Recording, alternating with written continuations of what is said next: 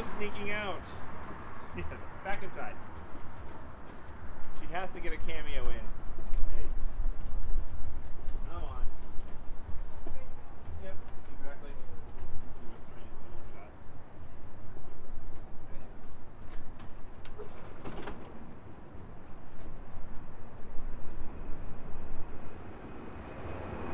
Hey, jump in the water.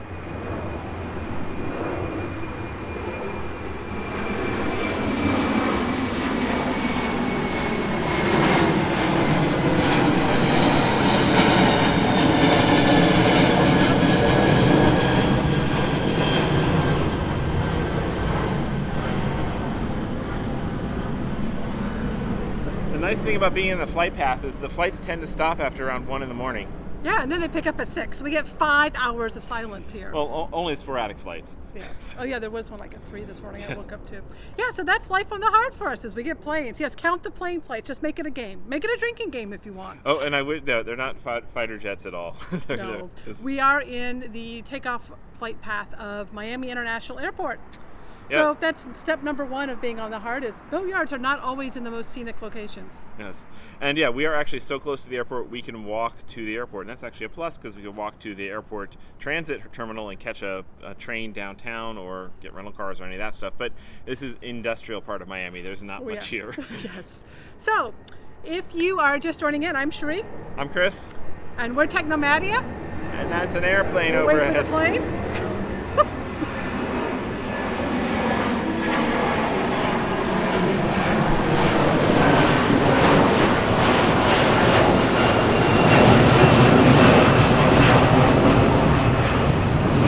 That looks like Swiss Air. That one's heading to Switzerland. Yeah, y'all are going to be drunk by minute 5. I guarantee it. All right. To catch you up, we are in Miami. We hit a submerged channel marker about a week ago coming into Biscayne Bay, and we did some damage to our prop and strut and rudder. We can show you those pieces now, actually. Well, some of them, because some of them are in a machine shop. Yeah, some of them have already been sent to the machine shop to get fixed. But we are here at Sea Lab Marina up the Miami River. We are about as far up the river as you can go before you hit the dam and then the airport on the canal. So this is about inland as you can get in Miami. Upstream of us, there's just a few freighter docks, a boat up strip club, and then the airport. A boat up strip club. We have not tried that yet. Yes. Maybe we should. So we were hauled out earlier this week, and they are starting to work on assessment. We will update you on that. We're going to give you a quick tour of the yard, and then we'll talk about what life on the hard is like and some of the adjustments when you're living on a boat that's not in the water, because a lot of boat systems require water. Yes. Okay, so I want to just we can show off the damage first here. Yeah. What's up with our boat? I'll show you underneath the boat. Okay, spin the camera around. Okay, the microphone's facing me still. But here's our boat, poor boat. I'll start with the path of the impact. So going under here, luckily there's no damage forward of here. And then we have down here right on our keel. Let's see, you can see. Do I need to bring down the hotspot? The hotspot's right there. Okay. And yeah, we can't get too far from that. So so that is, you see kind of skip mark, skip mark, skip mark, skip mark, skip mark, the 5th one here. This is where we bounced over the channel marker apparently. It's only one side of the keel is scraped, and that's not too bad. But then that channel marker continued on back and hit our prop shaft, which is now right here, which is bent, hit the strut, like there's the strut on the other side that holds the prop shaft, so you can point to it. Actually sheared that right off the bottom of the boat, so it was just hanging by the prop shaft, and the prop was just hanging back there. And then dented the rudder. So you see so the starboard side, yep. So the port side did great. The starboard side is got bent up pretty bad. So Pretty bad. Actually, they say well, it's yeah. Pretty minimal as far as damage. Well, yeah, but it all has to come apart and be redone. So yeah, we have over here the removed rudder and removed bent prop, and you can hardly see the bend in it, but props have to be perfectly aligned to do their job. So there's the rudder. Rudder's got a little bit of a bend. You can see it kind of tilted there. It's supposed to have that, not quite that steep of an angle. There's the prop shaft, That's our spare one that was in the engine room. Yeah. We're going to take that one with the damaged one and see which one is easier to. We're probably going to get both ready because they said our the shaft that was damaged was not damaged that bad. Right. So we had a spare shaft on board. We also had actually over here 2 spare props because the prop that was on this side had a notch taken out of it, and we're like, oh, we've got a spare prop. And the prop guy got here to take the other ones off and said, those props are completely different style and size, and they might not technically fit your boat. You might have been carrying around big giant paperweights as spares. We need to figure that out. But meanwhile, the props that we did have are repairable, so they're going to take both of our existing props and repair and balance them. Right. So the one that was damaged will need some welding work, but props need to be properly pitched, and they get scanned and set up and balanced correctly. So they're going to pitch and balance them equally. So we had them take both of them and have that work done, and that should be done by the end of this week. Yeah. So that is the new damage. And so since we're here on the hard, we're now going to try and tackle a bunch of some of the other projects we were heading up to Fort Pierce to do. So this is going to become more complicated. Okay, so... Yeah, so here, let me point this around. All right. And I'll spin the microphone. It's easy enough to do. Directional microphones, come on, out. There. All right. So during Irma, if you remember, we were in Marathon, Florida, and we were tied up at a marina. And the boat pretty much spent most of the evening, it knocked over the piling next to it and spent most of the evening rubbing on it. So a lot of this paint that came off was from that, and it's all up and down because the boat moved back and forth on the piling. So a lot of the paint was starting to come off from there. And the vents for the sewer vent up there got knocked off, and there's a small chip on the engine and air intake. The damage was actually quite minimal from Irma. We were so lucky. Oh my gosh. If you can look at like this boat next to us, they basically had the same thing happen. They were on a piling, and you see a lot more damage.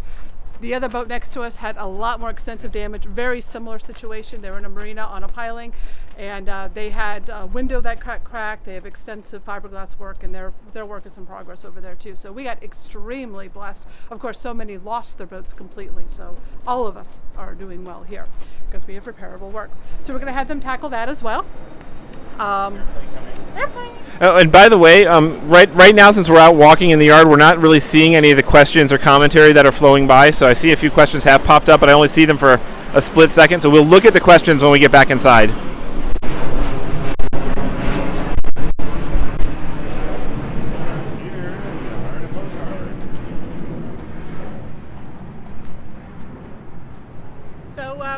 The process of being hauled out, let's just go look at the travel lift. Well, give me a quick look at you said the other one was up against the piling right there. Oh, yeah. So they've already done a lot of fiberglass work on this boat next to us, but it actually had its side window smashed and was quite beat up against the piling. We just feel like we got so lucky that we had so little piling damage. Yeah. Even in the 2 days of work they've done on it, it's significantly improved. This place, once you're on the hard, they get right to work. We've been very impressed with the work they're doing here. So when we did the haul out, I think they actually hauled us out on Wednesday. We were towed on Monday. So we were actually tied out there. If you see the pirate ship. Okay. See the pirate ship. You don't just talk about pirate ships, you show off. You don't just talk about pirate ships, you show off the pirate ship. Because it was kind of fun to be on the Miami River with big freighters going past us, tied up, rafted up to a pirate ship for 2 nights. Monday night, Tuesday night, and Wednesday they got us out. Here's the travel lift. This is what lifts you out of the water. Oh, this is the travel lift that lifts you out of the water, and here comes another airplane.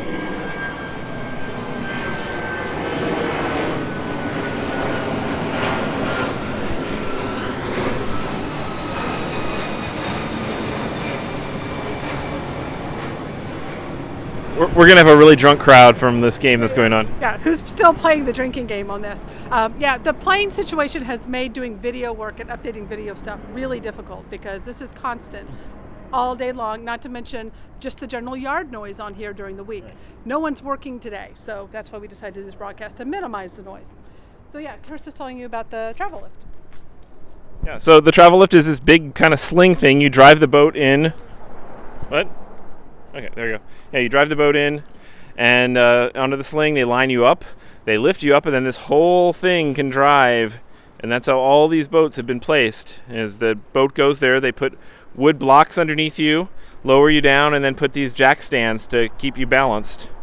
And they move boats in and out of here pretty quickly. And so the other day we had like a giant boat parked in front of us, and it was in for some work, and it's gone. The sailboat just came out the other day. It's making a lot of flapping noise. Yes. So our bedroom is right there at the bow of the boat. Yes. So we hear that all night. Yes, we do. We'll talk about the lack of air conditioning real soon. Okay. Let's go show the pirate ship, and then we'll go inside where it's quiet. Yes.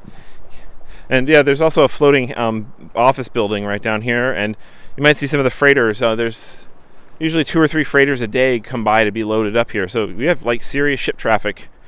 But here's the pirate ship. Apparently this was in a wreck in September, and it crashed into a bridge and damaged its superstructure, and they've been working away, and actually they just re-raised the masts on it. And this will, and the crow's nest and all that stuff is back. The roof was all those new aluminum piping is new. So this is looking in pretty good shape now. And I imagine it'll be heading back to tour boat duty down at Bayfront Park soon. So when Towboat US dropped us off after that Miami River tow, and that's when the video cut out for those that joined in live, they basically just tied us up to the side of the pirate ship and left us there for 2 days. We were kind of out of sorts with that because we had little communication. And we had all these airplanes going over us and lots of noise. Remember, take a drink. Oh, and also we were running out of electricity because our generator is also dead, which hopefully will get fixed here. And until they moved us around, there was no electricity to be had over by the pirate ship. So, but we did a kind blog, a video follower, Gary and Anna. They loaned us their Honda 3000. So we had some, but we had limited gasoline on board in order to run it because we had no opportunity to fill up. See if you see the freighter down here, and then we'll walk back. I don't think we can. You just walk down around the bend.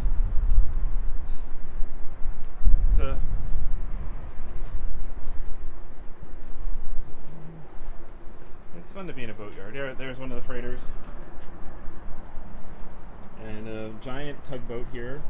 And then behind the tugboat is actually the floating office building, which I guess they bring out for boat shows and stuff like that. And it's just kind of stored here. So lots of fun, crazy stuff.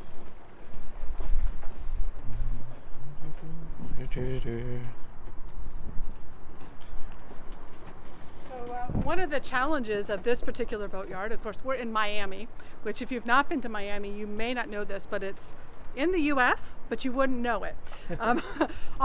Everyone in this boatyard pretty much speaks exclusively Spanish.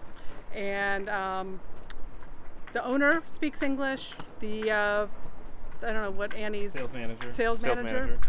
She speaks English, and a couple of the other technicians speak a little bit of English. We're both new to boating, and neither of us knows much Spanish other than cerveza. And Piquito Español, that's, I think is... Yes. Yeah. So it's been really interesting trying to use Google Translate to translate both boat terms and Spanish, and getting translators in when we can. Thankfully, we do have an on-call advisor, that the guy that we had hired as a project manager for up in Fort Pierce, who is helping us decipher a lot of this. And yeah, as you see I'll show you out the gate. Right across the street we have a junkyard, and that's kind of our back view. You can see a little bit of it here, and this is a very industrial part of Miami, but as I said, we can actually walk to the airport train station. Yeah, we did yesterday and took the train and then went over to the Miami Seaquarium, which we suggest never do. Don't go. And let's go up inside and just chat and take some questions. Talk about life on the Hard. Life here. Here's our power cord hanging down and getting us some electricity. And so we do have power. We have ample power, but boat systems require water too, and there. But so first thing about living on the Hard is you're not in the water and you're not entering from a dock like you're used to. So you have to have a ladder. We actually scored a staircase, which is apparently a huge plus up for anyone who's lived on the Hard. You might be envious of that. But the first morning that we woke up on the Hard, there was no ladder. It was gone. So one of the work folks here had taken it, borrowed it. And we were stuck on the boat. Drink!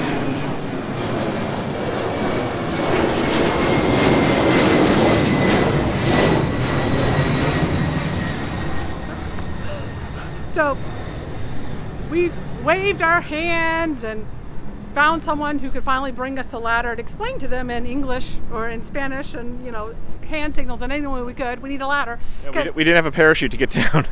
Because to use the restroom, you have to use the restrooms here. You can't really. We have to be very careful of the holding tanks.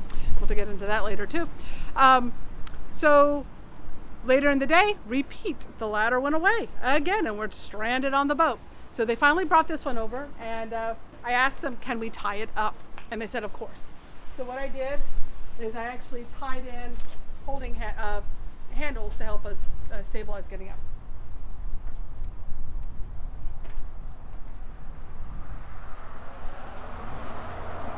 Up we go.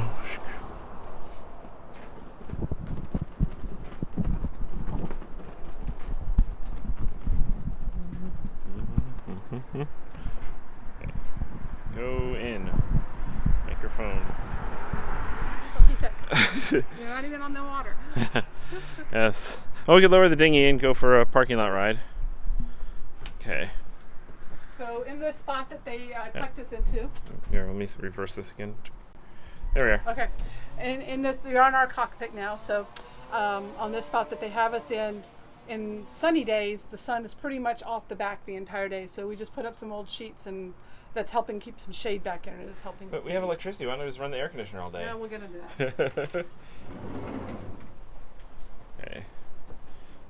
Give us a moment to get set up on the tripod. I'll just set this on the couch in front of us. Okay. Yeah, that'll work fine. Okay.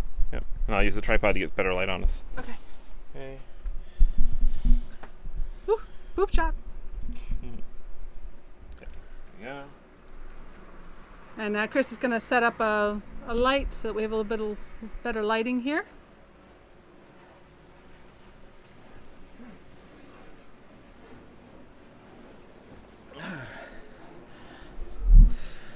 So now you get a sense of the environment we're in. So if you see us get a little prickly online with some replies, especially repetitive questions, now you know why. Because we have repetitive airplanes that are making us go crazy. And so why don't we have air conditioning? Okay. Boats, yes. All right, so boat systems. Here comes an airplane. Drink. So boat systems, the upside is they tend to be a lot quieter and a bit more efficient than RV systems.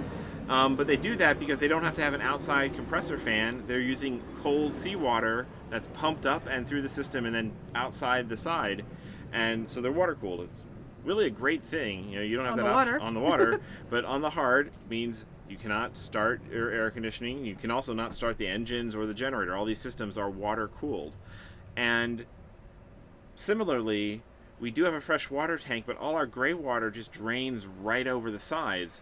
So we really can't put water down the sink or do much with water, particularly during the day when workers might be present and stuff, because that'll be dropping water down on their heads.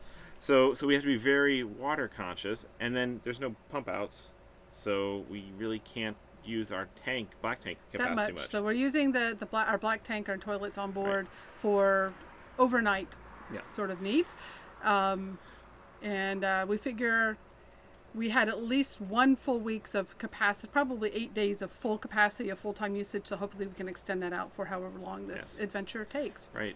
And now fortunately we are lucky because quite a few boats use salt water, use ocean water to flush the toilets, which means you cannot flush if you are on the hard. We have freshwater flush on our toilets, so we have limited tank capacity, but at least we can flush the toilets. So that's some of the challenges of being here. My coffee table is losing space to open beers. No more planes. Yes. Oh gosh. All right, so I'm going to scroll back and see if there's any questions here.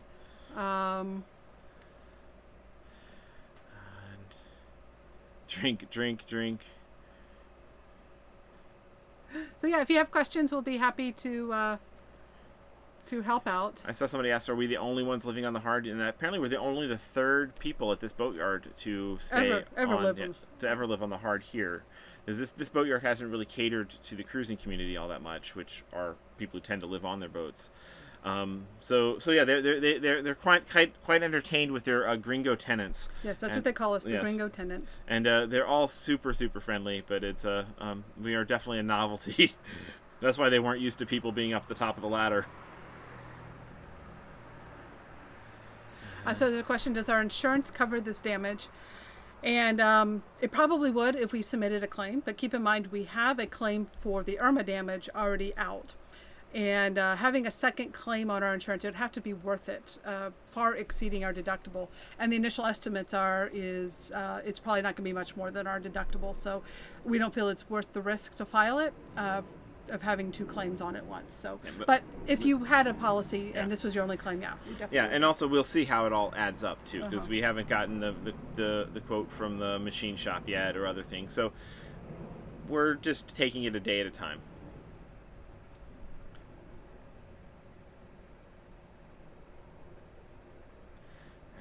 Let's see, we already have. And yes, indeed, we are able to live on the boat. It's a lot of drunk people out there. Oh, goodness. And Kiki is... Yeah, make sure she's on. Yeah, make sure she's on her leash. She's gone walking on the narrow outside. Oh, wait, stop.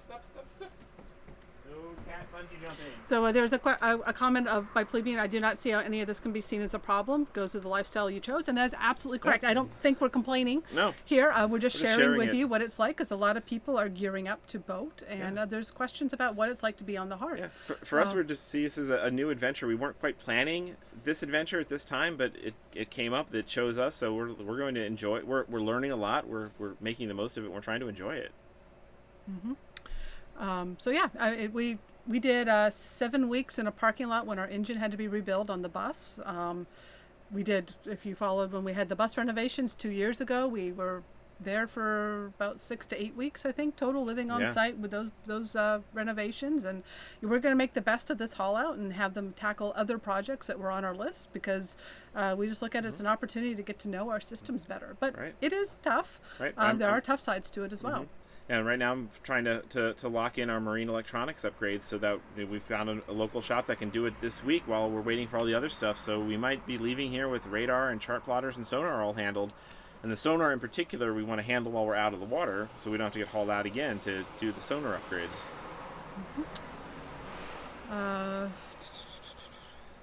Let's see. Do you have an ETA on the completion at the moment? They had told us initially that if we were just doing the running gear, which was the prop, rudder, and strut, that we were looking at 7 days. Drink. I think that's a 747. That was louder than the rest. Yes. What was the question again? ETA. ETA. But we're getting used to, we know from past renovations that there's this thing called yard time, and things will slip. And plus we're adding projects on. So we're mentally prepared that we're going to be here probably until early December at the earliest. Yes, so knock on some wood and stuff, but we're going to try and manage our time as effectively as we can. And we are also subject to some of the stuff needs to be sent out, such as the machine shop and stuff, and they're backed up. How far they're backed up, we will see. They're trying to squeeze us in. We're a small job, but we'll see how it all comes together.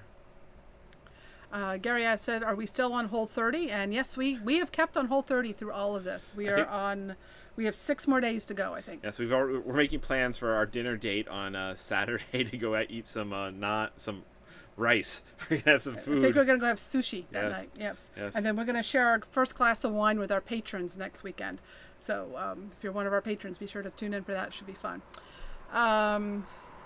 Let's see. Okay, so you guys can hear us when the jets fly over, so maybe we won't shut up when the the directional mic is not pointing towards the jets. We can't hear it. So we can't hear ourselves. Yes. Let's see. Are you going to update all your electronics and get solar set up? So we probably will do all the electronics package.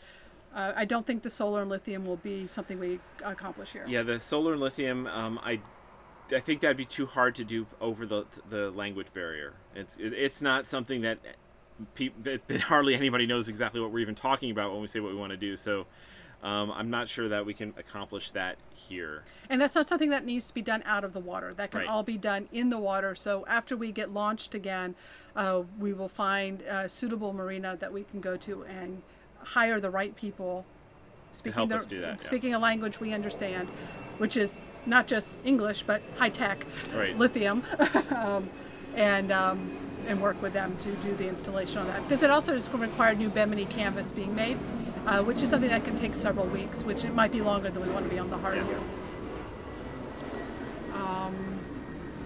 So I see Mark asks, are there any restaurants close by? Apparently there's a free lunch buffet at the strip club, and there's one other restaurant we've been warned away from that's walking distance. Other than that, I think I saw a food truck came into the Yes. yard the other day. There's Yes, really nothing. But Lyft picks up here just fine, and we've been getting around by that. And we are walking distance to the train station. Yes. Like yesterday, we went downtown. We're not really eating out much right now because we're still on Whole30, and it's really hard at restaurants. We've been doing most of our cooking in. But next week, And I have to say that Lyft here is super easy, probably because we're so close to the airport. I think Lyft drivers just cruise back and forth here waiting for an airport call or something, because we've gotten, every time I call a Lyft, it's your driver will be here in 90 seconds. It's like, wow. Hotel boss asks, do we have internet? Would not be broadcasting this live without internet. We always have internet with us. That's our job, is running the Mobile Internet Resource Center. So we are constantly testing new gear, new plans, and signal enhancing stuff. So I think we're broadcasting over our Yeah, Verizon. Verizon hotspot was the fastest uploads. That's why we So- chose that. Let's see. It's-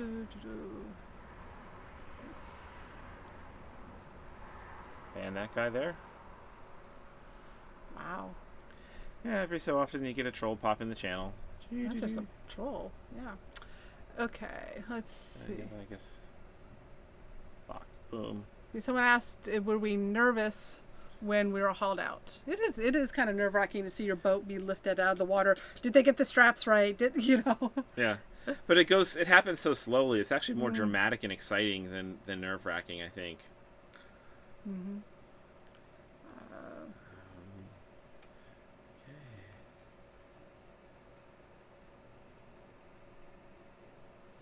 Do you take a tram to the airport to eat? And actually, we probably could. We could walk over to the airport bus train station and take the people mover into the airport terminal. And I bet there's probably a dozen restaurants inside the airport. Yeah, before the security. That's probably a good yeah, idea. that's actually. Yeah, we should have an airport stroll around dinner date one night. And you know what? Sometimes you can find little nooks in airports that are good places just to hang out and get work done that are quiet. Yeah. Hey. And air conditioning. And air conditioned. Great idea. Thank you. That's a great thought. Steve asks, are you planning to be on the Georgian Bay next summer? I think that's probably at least 2 summers away Yeah, for that's us. up in Canada, and it's apparently amazing, beautiful cruising. But we will see. We plan basically a day at a time, because we also know everything is subject to change and new adventures popping up like this. Yep. Yeah, we don't like to have schedules, and but we are very much intending that by next August we will be out of the southeast, away from the active hurricane areas. The most active hurricane months are August and September, and we don't want to be in the central strike zone again next year. No more hurricanes.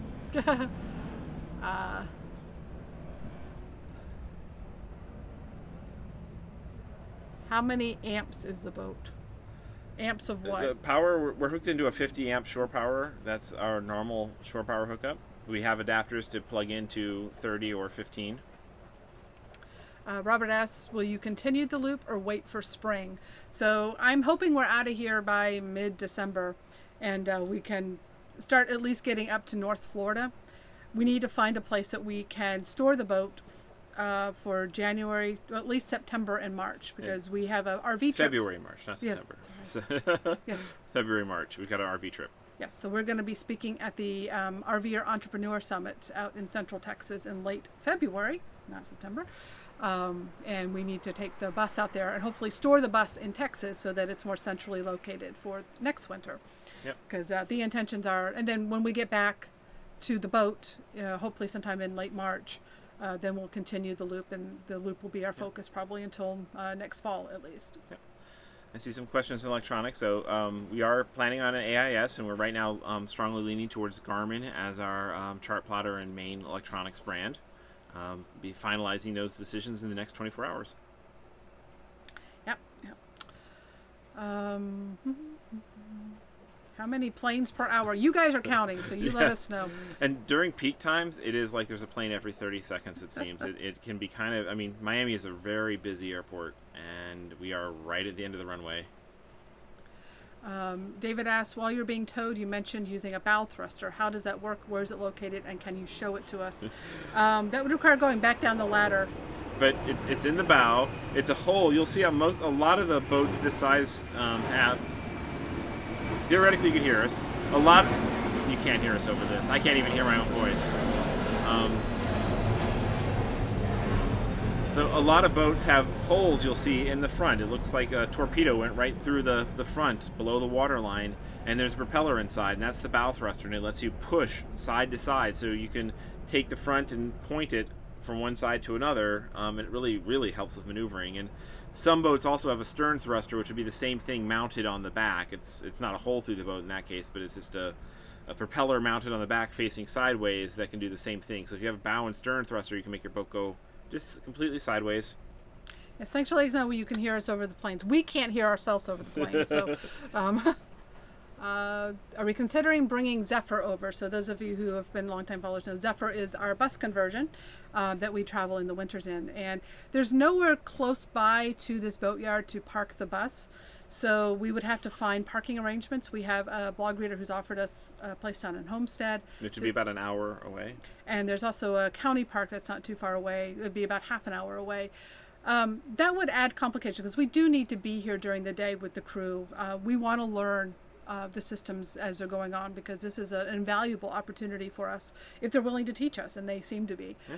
And we just want to be able to soak it up and be involved and make decisions. And there's particularly over the language barrier, there's just a lot of stuff where we need to give feedback of like we need this and we need that, and with a lot of the gesturing and stuff that we couldn't handle via a telephone conversation or check-in like that. So it's very useful to actually be here. And we also know that things in a yard, whether boat yard, bus yard, anything, the people who are there get a lot more attention than the projects that they could put off for another day. Us being there every day in their face. And not in their face unpleasantly. But in their mindset. Mindset. We've learned our lesson. We left our bus for renovations and went off on a trip, and that went bad. And so the stress of commuting back and forth from being anywhere else but staying on site. It'll be tough. It would be tough. And so we're going to try to tough this out. It's not that tough. We're going to go through it because we think it'll have the best outcome overall for us and the boat. I think we can block the guy who's writing a lot of stuff in a language we can't understand. All right, he's blocked.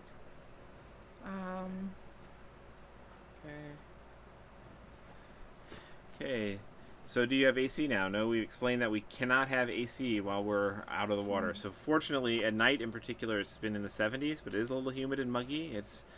And there are bugs, but we are doing okay. So there was a recommendation to get a window AC. Unfortunately, our windows, let's see if you can see. I don't know if you can see, but they're angled. They're angled. So it would make retrofitting a window AC or even like a little portable one and having to put a panel in there, it would be quite a bit of work. The temperatures only get up to about 80 degrees here in the afternoon. 85. 85, and it's going to be cooler this week. Yeah. And it's only about 2 or 3 hours in the afternoon where it's sweaty, grungy. The evenings have been delightful.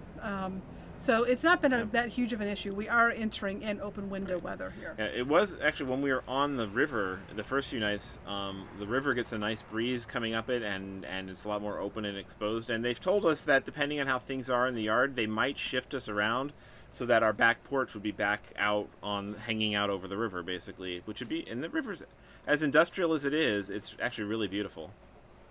Rocket Radio keeps asking about the Chinese Junkin Marathon, and we told you a million times in past videos, we have no clue what that boat is. Yes, we've never seen a Chinese Junkin Marathon. So, we don't know a thing about it. So you complete. I've seen you ask several times. So respectfully asking that we don't know.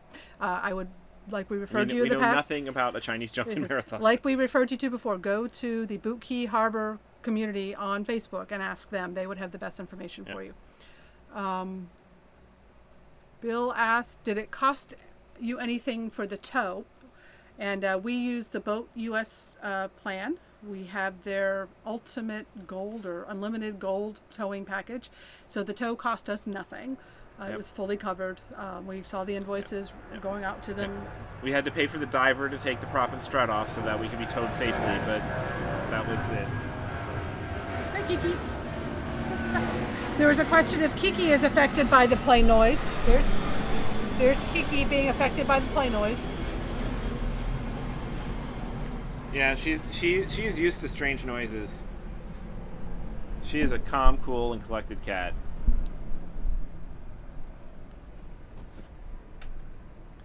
So Bill asked, did the bolts just shear off, or did they put any holes in the boat? And amazingly, no holes in the boat. The bolts just no holes in the boat. The bolts sheared.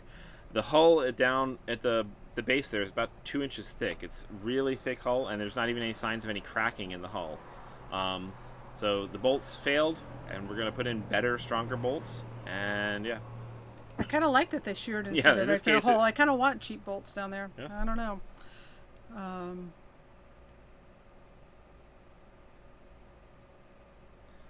Can you exchange any labor? They did mention that the last time they had somebody who lived on their boat here in the yard, it took a really long time, and they swapped yard fees for them being a night security guard. But I don't think we really need to do that. Yeah, we are trying to squeeze in work of our own and trying to keep caught up with what we do over at Mobile Internet Resource Center, helping our members. In fact, after this, we have a live Q&A with our members on mobile internet options. So we've been covering news stories. We just got the new Nighthawk AT&T hotspot that we're trying to run some bandwidth tests here and keeping up on all the always changing mobile internet world. So that's our day job, and it's a struggle to keep on top of that while we have mechanics coming in and out of the house as well. So, but it's stuff we all got to do.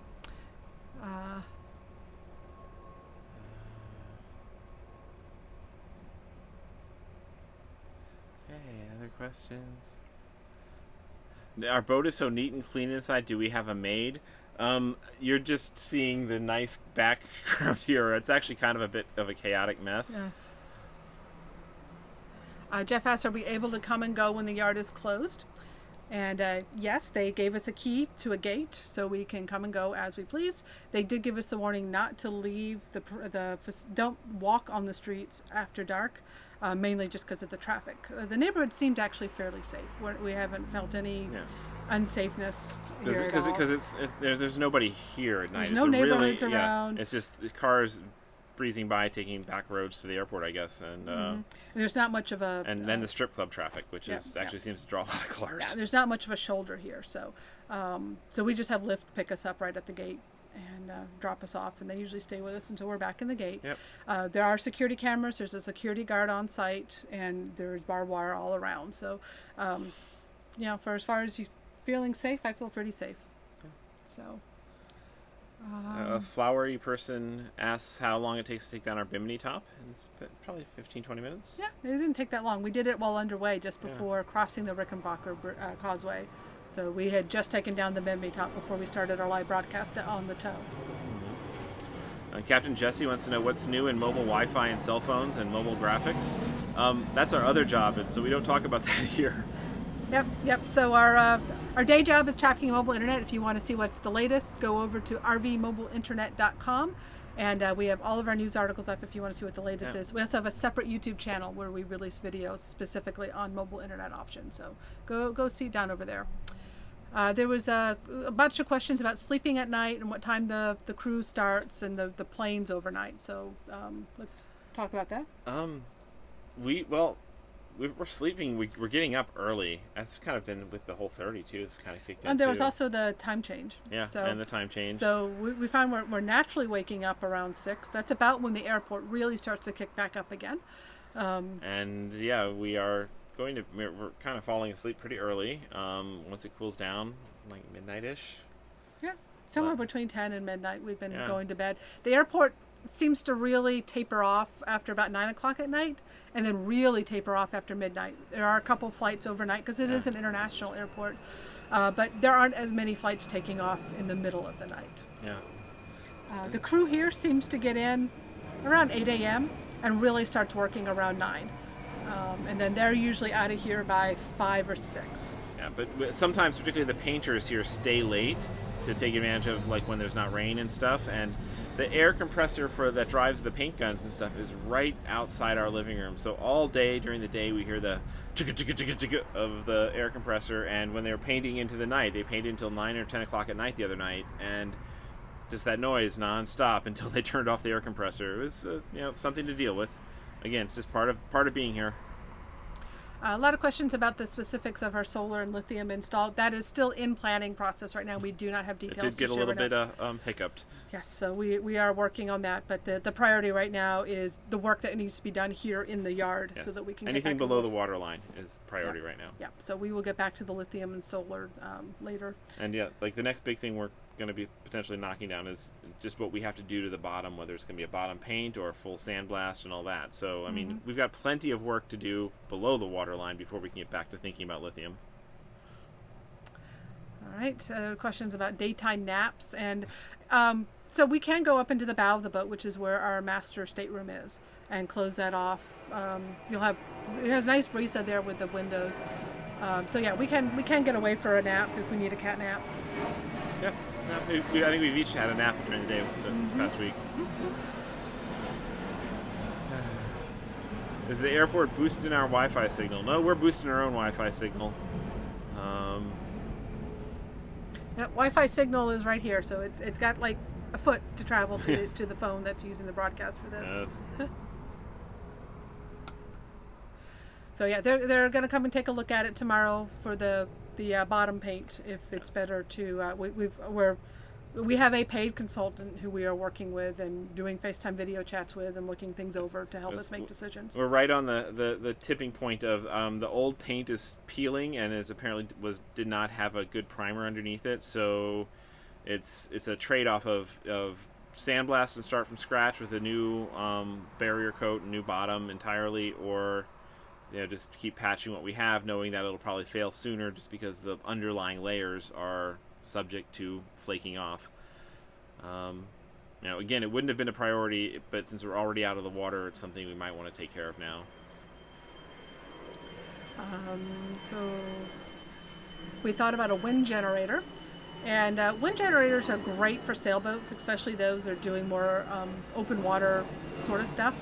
On a motor yacht, it's not as feasible, or as number one, wind generators are loud. So unless you get really high-end ones, and those are very spendy. But a lot of the places we're going, once we are going up the intercoastal waterway, wind isn't going to be as much of something that we can tap into. And especially as we go inland into like the Erie Canal and things like that, wind isn't just going to be as prevalent as open water. So it's not something on our route that is going to be as useful. Maybe if we switch to coastal cruising in the future, it would be more worthwhile. Yep. Somebody says, did we call the previous owner and let him know what happened? Well, we know Henry sometimes watches these videos, so hey Henry, we hit something with your former boat. And the props you had on board were not spares. Or they might be. We gotta find out the story on these props because they aren't the same size, and there's some things need to be changed about them perhaps. So. Are we stable on the jacks when we walk around the boat? It is fairly stable. I think we feel each other walking around. Yeah. A little bit, especially when you enter and exit the boat off the ladder. And one interesting note is when we're on the water, the boat kind of is at its flat level, and on the jacks, we're actually kind of leaning just slightly forward. And we can definitely feel it in the way we go down the stairs and the way cabinets don't stay open like we're used to. So there's some slight differences just in the angle that the boat's at here on the hard. So it's kind of fun. Mosquitoes just started to come out. I just had to shut the back door. Yes, Florida mosquito bird. time. Yep. And we'd like to know, is our paid consultant the same person as our project manager in Fort Pierce? So, so yes, he was able to, he's doing a lot of phone consultation for us to help us through this. And, you know, he's been on the phone with a lot. He's been awesome. Yep. Yeah, he has had us walk around the boat with the camera and stuff, and he's offering his advice and everything. So we've got an impartial source who's not trying to sell us anything to consult with. Not that we feel like the yard here has been trying to upsell us or anything yet, anyway. But it's just nice to be able to bounce and get a second opinion. And yeah.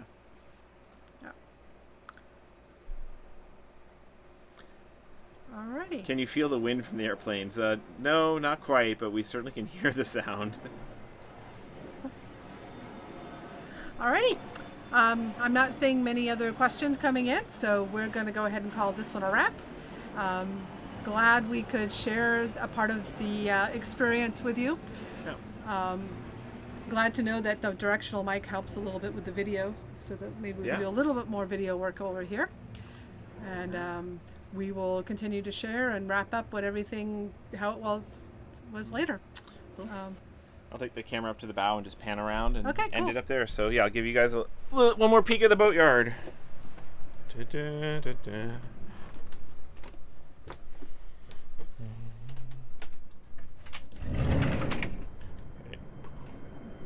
Here we are.